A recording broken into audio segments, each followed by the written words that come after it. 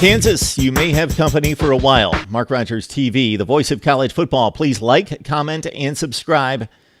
We now dive into our series, previewing all the teams in the Power 5, making our predictions toward the college football playoff. We kick off at the bottom of the conferences, the bottom of the teams, the bottom of the barrel. Pac-12, Oregon State, 1-11 last year, 0-9 in the Pac-12. There is hope long-term, but not necessarily here in 2018. Don't expect things to get better anytime soon.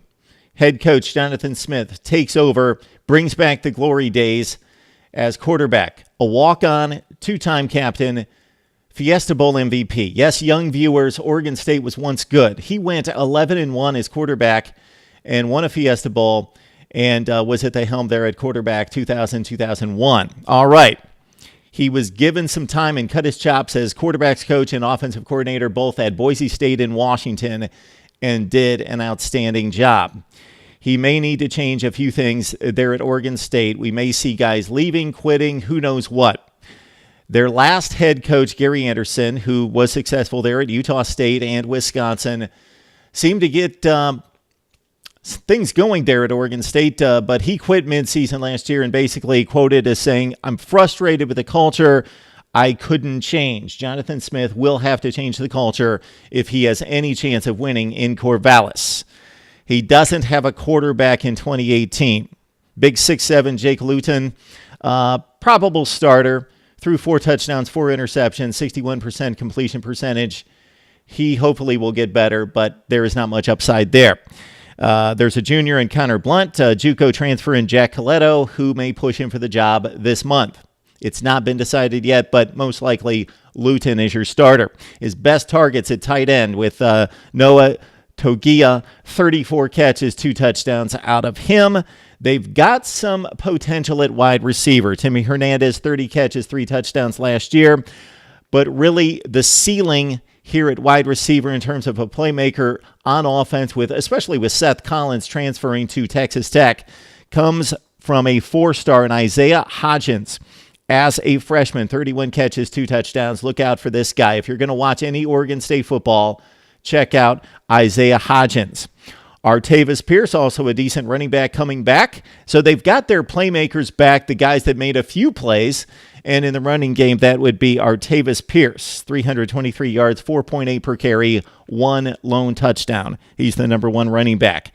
The big playability on this team was almost null and void in 2017. They made fewer big plays, whether you count it as 10-plus yard plays, 25-plus yards, or beyond, than any team in FBS.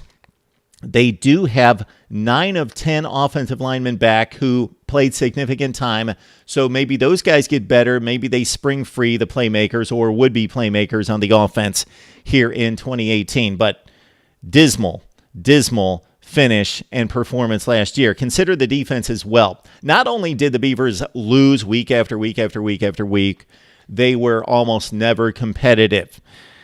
All right. Besides the one aberration with Bryce Love out of the lineup at home against Stanford on a Thursday or Friday night, losing that game 15-14, they gave up in Pac-12 play 58, 48, 42, 52, 38, 36, 37, 49, 40, and closed out with a flurry. 69 points given up to Oregon. All right, they were the number 112 ranked pass defense S&P Plus. So I'm going to, throughout this series, give you the advanced metrics courtesy Bill Conley of SB Nation. So when you look at the total offense and total defense as it is traditionally presented as total yardage, that only tells us so much. Maybe that team doesn't throw much. Maybe that team was constantly behind by 25 points. Therefore, their pass defense was not tested and gave up big yardage, but they were not efficient. We will give you the explosive plays, the efficiency ratings for these teams. And for the Oregon State defense, we're talking about 112th in the nation against the pass. Well, they had 3 of their best players out for half the season in the secondary last year. One of them transferred, Xavier Crawford, to Central Michigan. They've got Isaiah Dunn coming back and also Jay Irvine. Again, guys that missed half the season last year that will be back. Actually, the 7 top defensive backs, aside from Crawford, coming back for the Beavers this fall. So that's a good thing. In the front seven, there's virtually no tackles for loss or sack yardage to even look at here. The front seven was poor. They do have one decent playmaker in Jonathan Willis coming back, a very solid inside linebacker, 67 stops last year and 6 tackles for loss. In 2018, I see a win at Southern Utah. That's one game that Oregon State, based on all the win probabilities, should win. So they don't do the 0-12 like the UTEP. They should get the one victory there. They've got a good shot against Nevada as well. In the Pac-12, their best chances, Cal at home on October 20th. Then the very next week, Oregon State makes the trip to Colorado. So they've got to play at Boulder. If that game was in Corvallis, I'd probably pull the trigger and say Oregon State's going to win one game in the Pac-12. The probabilities, if you add them all up, are like 5 to 20% each game that they're going to win. And so if you add them all up, they probably will win one game in the Pac-12. But I say no. They lose the game at Boulder. Cal is much improved. They're not going to win that game. Oregon State wins no games in the Pac-12. 0-9 in the Pac-12. They do get the one win against Southern Utah, lose the other two. Out of conference. So it's a repeat of 2017 in regards to record, but Oregon State fans, you can't look at record. What we can look at is that Jonathan Smith brings hope.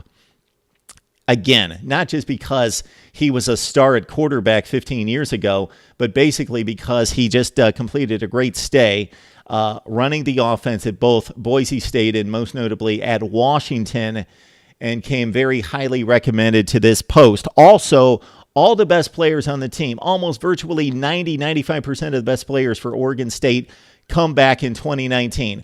There is a glimmer of hope for some competitive play there at Oregon State in 2019.